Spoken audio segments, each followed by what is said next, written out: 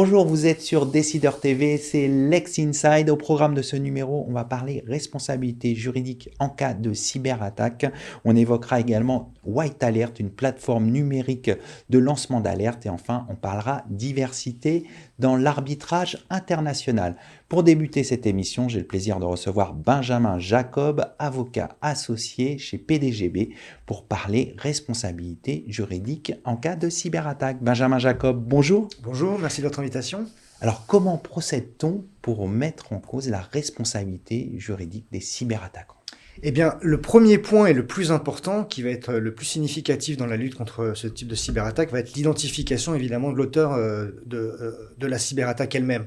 Ce qui pose un vrai problème dans le monde dématérialisé que constitue Internet, qui est le principal vecteur utilisé pour réaliser ce type de cyberattaque, puisque, comme vous le savez, sur Internet, règle numéro 1, c'est l'anonymat.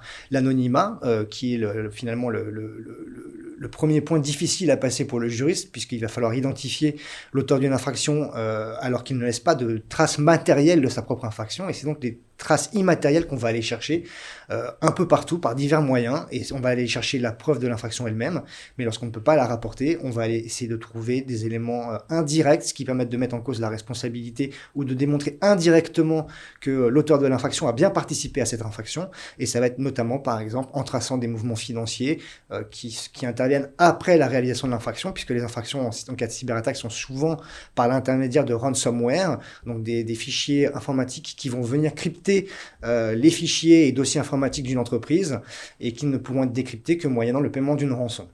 Quelles sont les principales difficultés rencontrées par les juristes en matière de cybersécurité ? La principale difficulté va venir justement du côté immatériel de tout ce qui a trait à Internet et des vecteurs de réalisation de ce type d'infraction. Et compte tenu de cette immatérialité, et dans un univers juridique où justement on a tendance à s'attacher à la matérialité des preuves, on va avoir ce type de difficulté.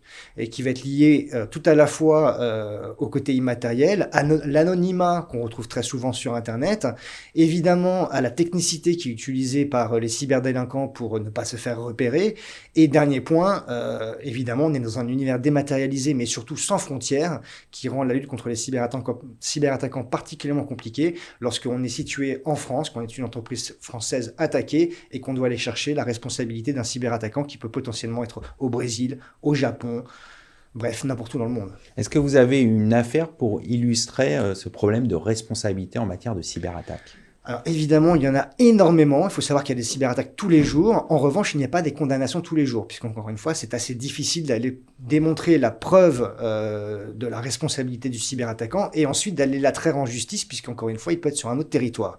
Alors des affaires, il y en a beaucoup, et ces affaires illustrent quelque part la diversité des affaires des types de cyberattaques auxquels on peut être confronté et de différents degrés de complexité de la lutte contre ces types de cyberattaques. Première illustration, et c'est la plus simple finalement contre laquelle l'entreprise peut lutter. Exemple récent, on a eu une condamnation en décembre 2020 d'un ancien employé d'une entreprise qui était justement le directeur des services informatiques de l'entreprise. Et juste avant d'être licencié, il a inséré un petit fichier informatique dans le système informatique de l'entreprise qui lui a permis derrière d'aller capter, aspirer toutes les données de l'entreprise, en ce compris ses données financières. Derrière, il se fait licencier. Qu'est-ce qu'il fait ? Il menace son employeur, sous couvert d'anonymat, de révéler toutes les informations qu'il avait pu collecter. Alors là, ici, ça a été extrêmement simple. L'avocat qui représentait l'entreprise a mis en place une procédure devant le président du tribunal, via l'article 145 du Code de procédure civile, qui permet à tout à chacun d'aller chercher des preuves avant d'engager un procès au fond. Et ça lui a permis assez rapidement d'identifier l'auteur de l'infraction et derrière d'en obtenir la condamnation. Autre cas, à l'inverse radical, extrêmement plus complexe, le cas par exemple du ransomware Loki qui avait animé beaucoup la presse IT ces dernières années, puisqu'il a infecté des milliers, voire des millions d'ordinateurs. Et alors on présumait qu'il était d'origine, qu'il venait d'un cyberattaquant localisé en Russie.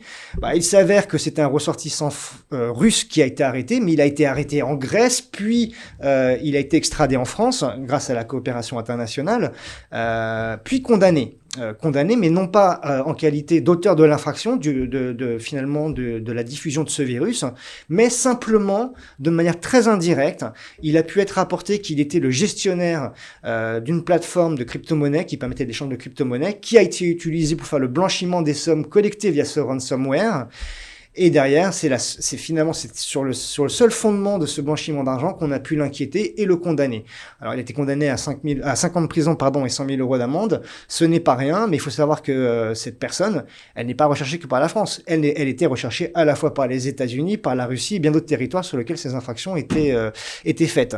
Ce qui montre encore une fois qu'on a pu avoir justice sur le territoire français. Reste la problématique d'obtenir justice sur d'autres territoires, ce qui va dépendre d'énormément de facteurs, notamment la coopération internationale et la possibilité d'extrader ou pas. On sait par exemple que la Russie n'extrade pas aussi facilement que ça ses ressortissants, alors même qu'il peut y avoir beaucoup d'attaques par ransomware qui peuvent venir de ce pays. Alors on voit que la responsabilité des cyberattaquants est difficile à établir. Comment on peut pallier à ces difficultés ? Alors, la meilleure façon, encore une fois, de pallier à cette difficulté, elle ne vient pas du juriste, déjà. Elle vient de l'entreprise. Elle vient de l'entreprise à la fois par son service informatique, qui peut tout de même, évidemment, faire un énorme travail de mise à jour de ses logiciels, notamment systèmes d'exploitation, pour s'assurer de bien avoir la dernière version dans lesquelles auront été corrigées des failles de sécurité par leur éditeur, parce que, également, évidemment, les éditeurs de logiciels ont leurs responsabilités par rapport à la protection de l'entreprise. Mais c'est également finalement une sensibilisation des salariés qui peut être très importante. On sait qu'aujourd'hui, beaucoup de cyberattaques, notamment celles par ransomware, interviennent via des outils extrêmement simples. L'email que vous utilisez chaque jour. Alors, ça fait des années qu'on prêche dans les entreprises à faire extrêmement attention avant l'ouverture d'un fichier. Eh bien, malheureusement, c'est encore la méthode la plus utilisée par les cyberattaquants pour finalement contaminer une entreprise. C'est le manque d'attention du salarié qui, très rapidement, parce qu'il reçoit des centaines d'emails, en ouvre un dans lequel il y avait ce fameux virus qui permet aux cyberattaquants de faire ses méfaits. On va conclure là-dessus. Merci Benjamin Jacob d'être venu sur le plateau de Lex Inside. Je vous en prie, merci beaucoup.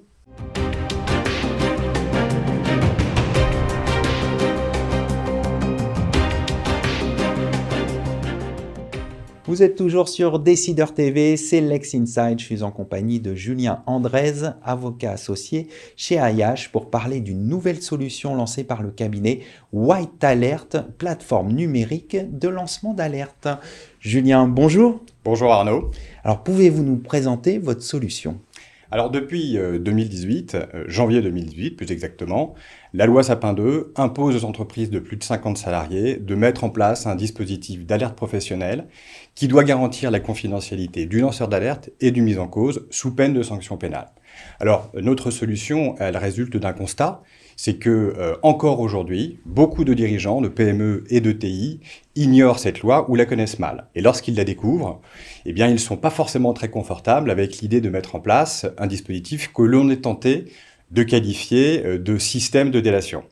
Quant aux salariés, ceux-ci sont encore hésitants à utiliser un dispositif qui ne serait que interne et expriment certains doutes sur la confidentialité du lanceur d'alerte annoncé par l'entreprise. Donc, notre solution a été pensée pour rétablir la confiance entre les parties prenantes et permettre ainsi au dispositif d'alerte d'être un véritable outil de prévention.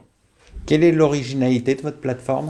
Alors d'abord, White Alert, c'est une plateforme globale, clé en main, qui permet du jour au lendemain à l'entreprise d'être en conformité avec la loi. Et notre solution, son originalité première, c'est surtout que l'alerte, son traitement est confié aux avocats habilités du cabinet IH. Donc notre solution place l'avocat avec sa déontologie, son secret professionnel, son savoir-faire, son expertise au cœur du dispositif d'alerte. Et donc l'avocat se trouve peut intervenir de manière extrêmement précoce sur des menaces ou des risques potentiels. Et donc l'avocat peut délivrer une recommandation avisée aux dirigeants d'entreprise. Le dirigeant d'entreprise, quant à lui, se voit ainsi muni de toutes les informations pertinentes pour cibler son action et prendre les mesures correctives afin d'éliminer les pratiques et comportements illicites. Donc White Alert, c'est une véritable solution de prévention efficace. Concrètement, comment ça fonctionne ? Alors d'abord, c'est très simple d'utilisation. On a en plus pensé cette plateforme en mode SaaS, donc elle est évolutive et est très facile à implanter au sein d'une entreprise. Et elle se présente sous 3 interfaces. Une interface lanceur d'alerte qui permet aux salariés de l'entreprise de se connecter au moyen d'un code entreprise unique pour tous les salariés. Il se connecte à cette interface, a accès à un formulaire qui le guide dans le signalement qu'il doit faire afin que toutes les informations pertinentes soient renseignées. À la fin de sa démarche, il lui est donné un code secret qui va permettre au lanceur d'alerte de se connecter ultérieurement à la plateforme pour connaître l'état d'avancement du traitement de son alerte. Ensuite, il y a une plateforme, une interface client qui va permettre aux dirigeants d'entreprise et aux référents internes, s'il en existe un, de se connecter à cette interface, mais qui ne contient que des informations statistiques. C'est un tableau de bord. Et aucune information concernant le contenu de l'alerte ni l'identité du lanceur d'alerte n'est ici accessible, confidentialité oblige. Et enfin, une interface pour les avocats du cabinet IH qui se connecte de manière sécurisée à l'interface afin de prendre connaissance du contenu de l'alerte, de l'analyser et de procéder à leurs fameuses recommandations. Alors, vous l'avez dit, la plateforme est évolutive. Vous avez déjà imaginé des développements futurs à l'aune de la proposition de loi qui a été adoptée récemment? Alors déjà, on est en phase de lancement de la plateforme, donc c'est très récent. Mais évidemment, notre plateforme est par essence évolutive.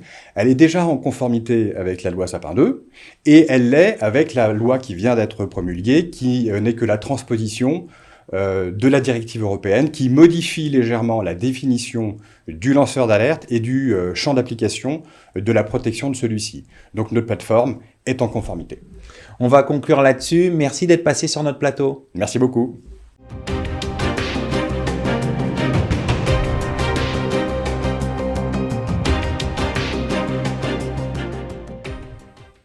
Bonjour, vous êtes sur Décideur TV, toujours dans Lex Inside et je suis en compagnie de Yasmine Mohamed, présidente du board de la Paris Arbitration Week, avec qui on va parler de la diversité dans l'arbitrage international. Yasmine, bonjour. Bonjour Arnaud. Alors pourquoi la diversité est au cœur de la 6e édition de la Paris Arbitration Week?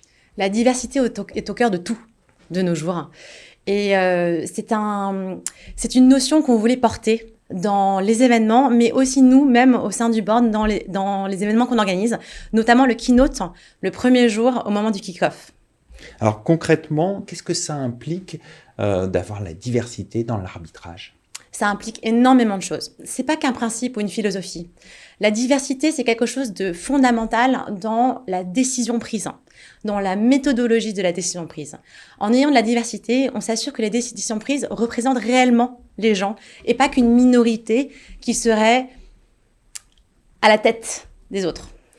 Alors, est-ce que la question de la diversité est quelque chose à acquérir dans le domaine de l'arbitrage ou c'est quelque chose déjà de bien établi? Est-ce qu'il y a des progrès à faire concrètement? C'est très paradoxal, l'arbitrage international, parce que par définition, c'est très international.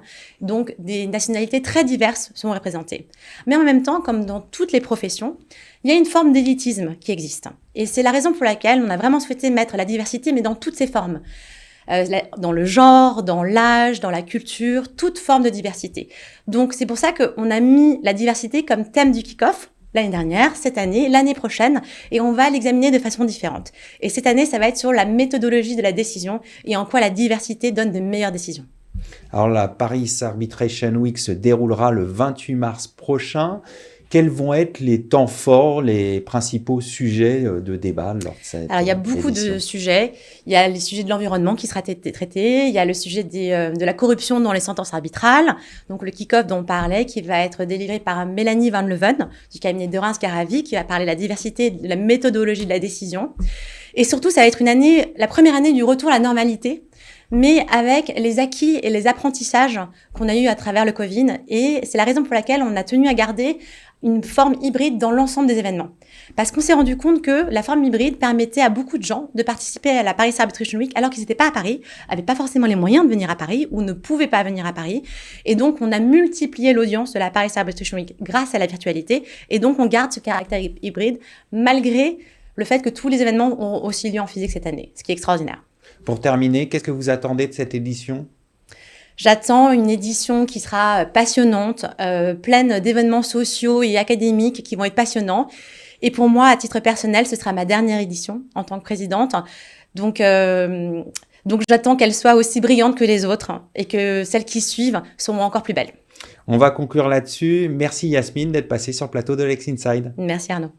Merci à toutes et à tous pour votre fidélité. Je vous retrouve très bientôt pour un nouveau numéro de Lex Inside sur Décideur TV.